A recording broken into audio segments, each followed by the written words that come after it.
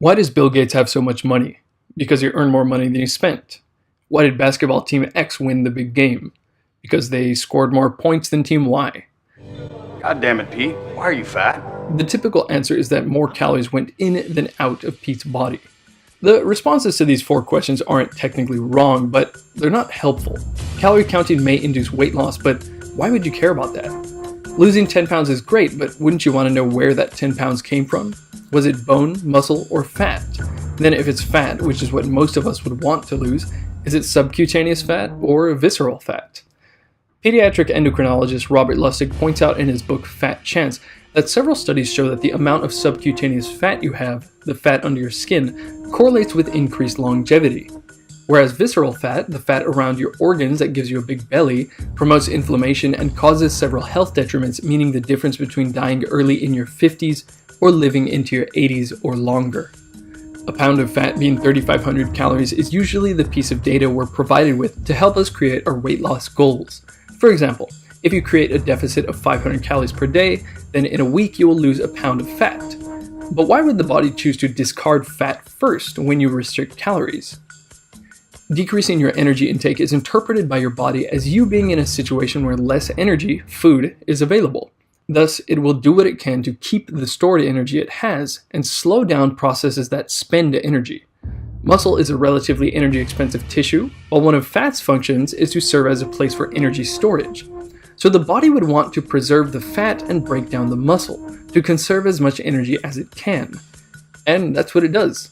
Through a process called gluconeogenesis, new glucose making, muscle is broken down into glucose, which can be used for energy. So now you have successfully reduced your weight by going into a caloric deficit. But now it's even harder to create a caloric deficit and lose more weight because your resting energy expenditure is now less due to having lost muscle. Jonathan Baylor points out in his book The Calorie Myth that studies show that up to 70% of the non-water weight lost when people are eating less comes from burning muscle, not body fat. Only after it's cannibalized this muscle will our body burn fat. So your calorie restrictive diet may actually reduce your weight as you intended, but the weight isn't necessarily coming off from where you'd like it to, and this whole process becomes an uphill battle. Restricting calories without modifying the composition of your diet will cause your body to lower energy expenditure and increase hunger to provoke you to get back to your normal energy intake. Eat less and exercise. The typical advice for weight loss is a strategy fueled mainly by willpower. Hunger and lowered energy expenditure is going to set you up to where the last thing your body wants to do is exercise. Alright, maybe it's more simple to look at how people get too fat in the first place. Surely to get fat, one has to eat too much. But what causes that excessive eating? We have very sensitive receptors in our body that let us know when it is too hot, too cold, when we're thirsty, etc. What would cause someone to eat past the point of satiety so much and so frequently that they become overweight or obese? Of course, small fluctuations in weight throughout the year is not unnatural, but when people get significantly overweight or obese over time through overeating, surely something is significantly wrong with the way their body processes food and the way their hunger and satiety receptors work. So what calories in, calories out isn't explaining is why some people's bodies will just raise energy expenditure in response to eating too much, keeping them thin while other people get fat. Just because you eat extra calories doesn't mean that they have to be stored. They could just be burned off automatically. The medical journal QJM reports, food in excess of immediate requirements can easily be disposed of, being burnt up and dissipated as heat. Did this capacity not exist, obesity would be almost universal. So why is it that obese people don't automatically dispose of calories, experience intense lethargy, and have voracious appetites, despite having massive amounts of energy available in the form of fat on their body? What is particularly interesting about this is that the satiety hormone, leptin, is secreted by your fat cells. So if we are to assume that a calorie is a calorie and the type of food you eat does not have any peripheral effects, like disrupting the hormonal environment of the body, then fat people should have less of an appetite than leaner people. We would need to assume that all overweight people have something like a gene defect that screws up their hormones, leading to this dysfunctional situation where the brain is constantly being told to eat more food despite having plenty of stored energy available on the body. Robert Lustig explains that only 2% of morbid obesity is explained by genes. Researchers worldwide have scanned the human genome and have identified 32 genes that are associated with obesity in the general population.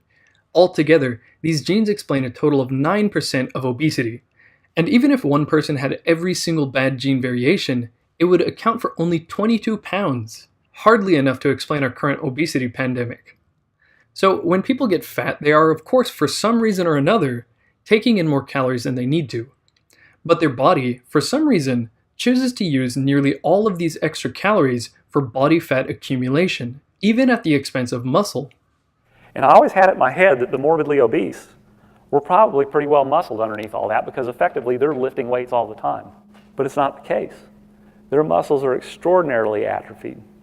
Your external oblique muscle that ought to be about, as thick as a piece of steak, in these people is paper thin and stretched to the point of bursting because they are having nutrient partitioning that doesn't allow any energy to go anywhere but to body fat.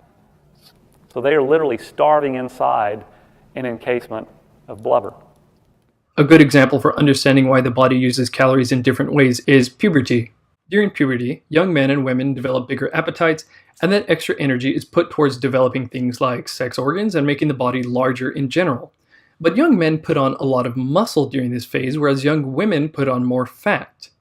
You might attribute this to the fact that young men are more likely to play sports, but the way the fat is distributed is very different between the two genders. Most guys are not going to find that their pants are getting tighter due to butt and hip fat. This is the effect of several hormones, particularly one named insulin. Insulin is an anabolic hormone. It's known as the energy storage hormone or sometimes the fat storage hormone. One of its jobs is directing how the food you take in will be stored, and puberty is associated with a higher than normal secretion of insulin. A very clear illustration of insulin's fat accumulation abilities is the side effects some diabetes patients experience where they develop a mound of fat at the site where they frequently inject their insulin. This is called lipohypertrophy. So, understanding how food affects hormones would be better for weight management than understanding how many calories are going in and out of your body. Other than insulin, worthwhile hormones to look at are leptin and hormone-sensitive lipase. Leptin is the satiety hormone. If you have higher leptin levels and your brain has no problem reading these levels, then you feel full. And hormone-sensitive lipase breaks down fat so it can be used for energy. This, of course, is important if you want to lose body fat. Researchers at the Veteran Affairs Palo Alto healthcare system genetically altered mice so they could no longer make use of hormone-sensitive lipase. These mice ate more and gained 70% less than normal mice. Completely independent of calories, altering the mice's hormones caused a drastic reduction in body fat accumulation. So the ideal situation is to have high levels of leptin so you are not hungry all the time, and you would want to lower levels of insulin so your body doesn't store too much energy, and you would want hormone-sensitive lipase to be activated so it would break down body fat. Losing body fat while not being hungry would be the ideal situation. The problem with calories in, calories out is it doesn't tell you anything about how to achieve this preferred hormonal situation. But paying attention to how much of and what kinds of proteins, fats, and carbohydrates are in your meals will tell you much more about how your hormones are going to respond. This brings us to the next point. Is a calorie a calorie? For a calorie to be a calorie, we would expect all foods to be processed in similar ways in the body without having unique effects on our hormones or other biochemical processes. But in the case of alcohol, a calorie is clearly not a calorie, as it has some interesting peripheral effects due to the fact that 10% of the alcohol you ingest is metabolized in the brain, making you drunk, and 80% of it is metabolized in the liver, leading to liver disease and other problems. Another one is trans fats, which are very different from other fats. The synthetic nature of trans fats doesn't allow them to be broken down in your mitochondria, and they contribute to metabolic disease and atherosclerosis. Proteins get broken down into amino acids in the body, and the liver will use these for either protein synthesis, i.e. muscle growth, or convert them into glucose or fatty acids. These processes, though, depend on your insulin levels, whether you have broken down your muscle tissue through exercise, and how much glucose is stored in the form of glycogen in your body. And there are all kinds of amino acids, some that are essential and can only come from the diet, and some that are non-essential. Fats, on the other hand, get broken down into free fatty acids, and they will be processed by your mitochondria for energy, or stored in the muscle, or stored in your fat tissue. And there are several different types of fat, some good, some bad. For example, you have bad ones like trans fats we just talked about, and you have fatty acids like DHA, which is theorized to be what allowed humans to evolve their big brains. Glucose, the carbohydrate found in things like rice or vegetables, passes into the bloodstream and then stimulates the pancreas to make insulin, allowing it to get into the cell so that it can be burned up for energy, or it may be stored as glycogen. Depending on how much glycogen is already stored in the body, and how quickly and how much glucose is entering your system at one time, glucose may be stored as fat through a process called de novo lipogenesis. Keep in mind that the fiber in vegetables is going to slow down the rate at which glucose is processed. So your body will react very differently to, say, 50 grams of glucose from white bread and 50 grams of glucose from broccoli. Now, there's another carbohydrate called fructose or fructose found in sweet things like fruit, juice, honey, or table sugar. The tricky thing about table sugar, or sucrose, is it's comprised of one molecule of glucose and one molecule of fructose. Yet glucose by itself is sometimes called sugar. For example, blood sugar is synonymous with blood glucose. However, what I'm discussing is fructose, a molecule very different and much sweeter than glucose. Fructose is technically a carbohydrate, but it is not necessary for any biochemical reaction in the body, so almost all of it is processed in the liver. The interesting thing about fructose is, among other negative effects like promoting the development of fatty liver disease, is it causes insulin resistance, meaning the more you eat sweet things, the more your pancreas will have to secrete insulin to get its job done, leading to higher and higher insulin levels. Fructose, by the way, is in 74% of all packaged foods in the market, in the form of added sugars. If you're trying to lose body fat, you'll want to keep an eye on insulin. When you have high levels of insulin, hormone-sensitive lipase, which breaks down fat for energy, is much less active.